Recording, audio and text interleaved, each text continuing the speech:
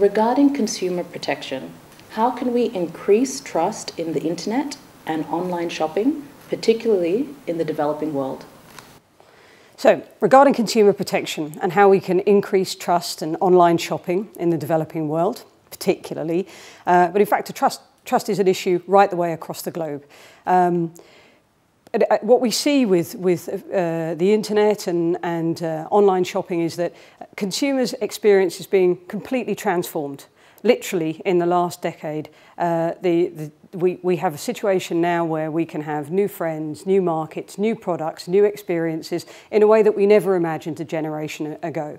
And as the world becomes more connected and as we bring the developing world online too, we've really got to think about how we actually increase trust if we want to increase e-commerce.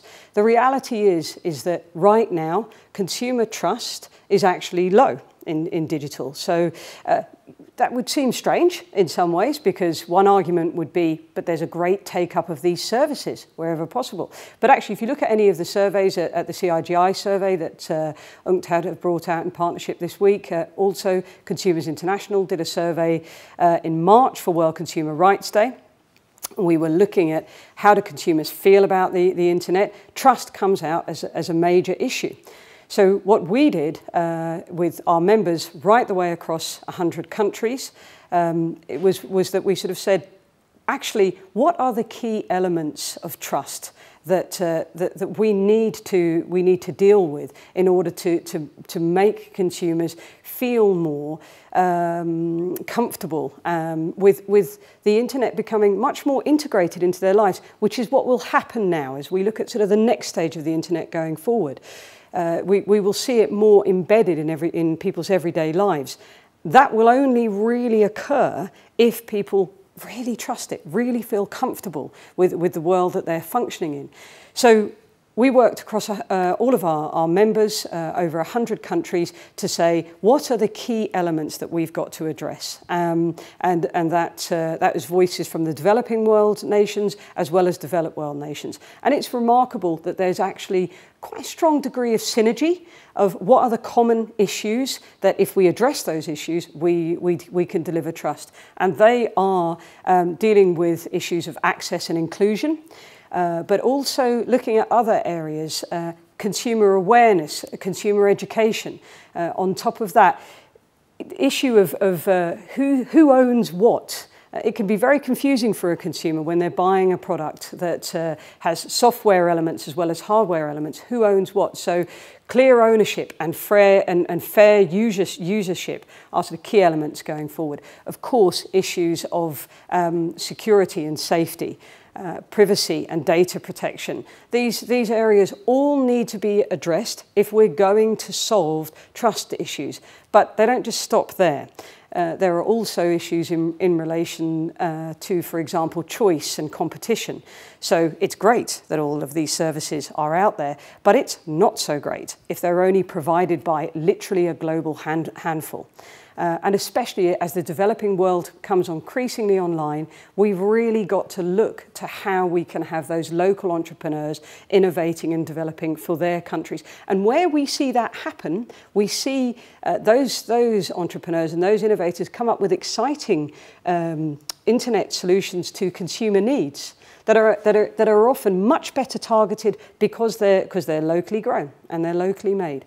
So how do we build trust in the developing world or in the digital world as a whole so that e-commerce can really burgeon and we can all get the benefits of it? We've got to take on board a set of clear parameters of the things that worry consumers. So the issues of access and inclusion, the issues of choice and competition, issues in relation to security and safety, issues in relation to data protection and privacy, but also issues in relation to redress online, so that if something goes wrong, you as a consumer can go get an answer. We need to deal with the issues of transparency and disclosure. The whole issue of tick, click and hope for the best when you're reading those terms and conditions. We've got to sort that out. And in fact, what we've got to do is look at putting the onus on business rather than the onus being on the consumer. There's so many statistics. I think one of the most recent ones I read is that if your average person using the internet was to read all of their terms and conditions that they were faced with over a year, it would take them 76 days. Well, of course, none of us have the opportunity to do that. So we need to crack that one. And actually, we need to put the onus on business to be practicing in a way that consumers would expect them to practice, rather than the consumer having to do it. What we've really got to do is start understanding that trust is not about a transaction. It's not about, it doesn't just stop with buying a product and being sure that you're going to get the product and the product is safe. Trust on the internet for e-commerce to grow needs to be systemic. So in other words, for a consumer, we need a whole consumer experience online needs to be in an environment that we can trust. And that's everything from how we access the internet right the way through to where we can get redress or how much choice and competition that we have. In regards to what yourself and also Consumer International would consider as success from UNCTAD's e-commerce week, what do you hope to see at the end of this week? So it's fantastic to be here for UNCTAD's e-commerce week. It's very exciting. I've been most excited over the last sort of 6-8 months just to see the preparations, the energy and the commitment that the team here have put into trying to get out there and really bring together a broad group of stakeholders. For Consumers International, for myself, that's exciting. We can all see that the advantages of the connected world is that we're all more connected.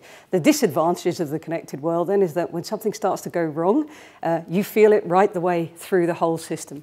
So that means we've got to take the whole system and all stakeholders into account. And we've really got to get everybody together, get them thinking and talking about those key issues in relation to youth, in relation to women, in relation to innovation.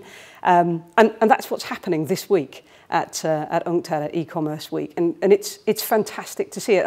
I think it's really quite a step on from where UNCTAD works, you know, just to bring such a broad group of individuals together and really high caliber as well. So very excited to see that. Think it's absolutely the only way we will be able to solve the issues that face the growth of e-commerce and the core issue of trust. If we actually have got all of those people together and we're all trying to understand as producers, as consumers, as entrepreneurs, we're all trying to understand what does trust really mean. And then we get beyond that transactional situation and into a much more systemic situation in terms of creating trust. What do I want to see out of the end of the week? Well, I'd like to see the initiative taken forward. I'd like to see more multi-stakeholder initiatives like this. That's the first bit. Second thing I'd like to see come out of this week is I'd like everyone to see that just because we seek to pause or we take the time to have the conversation about what needs to be done for consumer protection or empowerment doesn't mean we're slowing down or stifling progress or innovation. It's a common thought. It's not the case. In fact, in a world where digital is positively disrupting the extent that it is, economies and society, it's really important that we take the time to take everybody with us. So I'd like to see that message come across, that actually, as we go forward, doing this, taking the time to get multi-stakeholders together is the most valuable thing you can do. That's the real definition of progress if you're taking people with you. And I think the third thing I'd like to see is for us to make the most of the positive angle of connectivity. So in that sense, looking at the new platform that the e-commerce week is launching, that's a great example of how connecting multi-stakeholders and getting us engaged so that we can share, we can learn, and ultimately we can act together is absolutely the way to go. So excited to be here and excited to see what comes out at the end of the week. Thank you.